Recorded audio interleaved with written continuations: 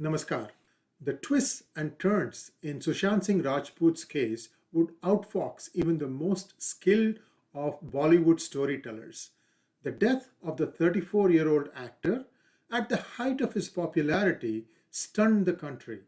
His fans thought it was a suicide brought on by immense inner mental torment, an affliction he hid from the world. As per the reports, on June 14, 2020, at around 8 a.m., he asked his domestic help, Neeraj, for a glass of cold water. For breakfast, he asked his cook, Keshav, to give him coconut water, juice, and bananas. He didn't have the bananas. When Keshav went to ask him around 10 a.m. what he wanted for lunch, he found the room locked. Assuming that Sushant wanted to sleep till late, everyone let him be.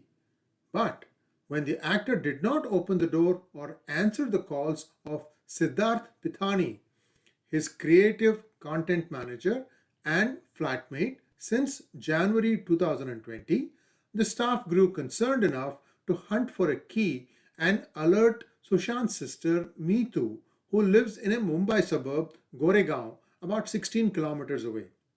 They decided that the lock had to be broken. Around 1 p.m., a local locksmith broke the lock to the door. But rather than go into the room immediately, Pithani paid the locksmith rupees 2,000 and saw him off. He then came back and went into Sushant's room with the house manager 𝗍𝗵𝗀𝗀𝗀𝗀 Sawant and Neeraj following him. It was then that they found Sushant hanging from the ceiling fan. On July 25, 2020, almost 6 weeks after Sushant's death, his father, K.K. Singh, filed a complaint with the Patna police, stating that he suspected foul play. Since then, the case has taken several dramatic turns in the last 1 year. So much so that even a fictional murder mystery would pale in front of it. The spotlight shifted to Sushant's girlfriend Rhea Chakraborty and her family, whom Sushant's father Krishna Kishore Singh accused of siphoning off rupees 15 crores from his account and having abetted his suicide. In between, a convoluted potboiler began to simmer, one that involved the death of Disha Salian, Sushant's manager, for a brief period, a few actors, and a political battle between two states and their political machinery. According to the reports, Disha was partying with her friends and fiancé on June 9 and had consumed a considerable amount of alcohol. She complained that no one cares for anyone anymore and locked herself in a room. Hearing the sound of a running tap, her friends assumed that she was throwing up. But after a while, they knocked on the door. When she did not answer, they broke it down and saw that she had fallen off the balcony. By the time they reached the downstairs, the watchman had already called in the police. The friends said that Disha was alive when they found her, but was declared dead at the hospital. Now, there are more salacious accounts of the body of Disha there, and this thing somehow has been hushed up, so we really don't know the truth. So we are going to stay with the facts because we have to tell you some new developments that have happened, but we didn't want those of you who have been remiss from remembering the stage at which this investigation is.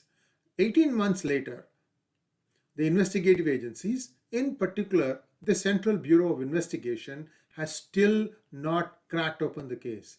After the initial buzz about the involvement of the who's who of Bollywood and their clique that keeps out newcomers and their drug habits, this case has slowly started fading from people's memory until a relatively less known website, MENAFN.com,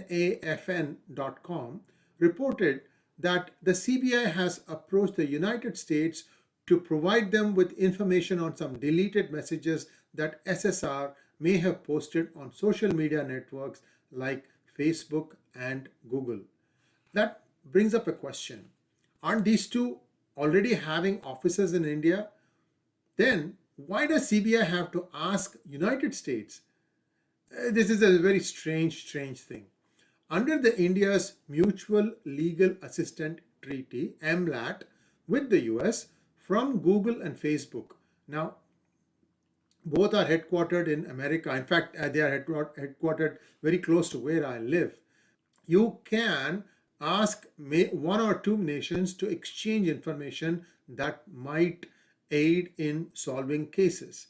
If by analyzing chats, officers can solve SSR's case, one of the most high-profile cases in the recent times will get a closure. I'm still not convinced that the CBI has to go to US and ask for it under MLAT.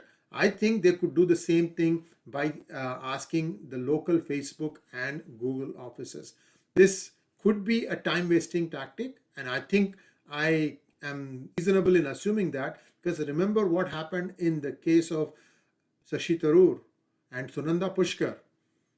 They wasted a lot of time and sending the viscera to the FBI, and then that report came in late, and then a lot of stuff happened. Finally, the court acquitted him for no evidence. Now that decision should be appealed in the High Court, whereas the same CBI appears to be dragging its feet. Anyway, that's a different case. Let's not worry about it.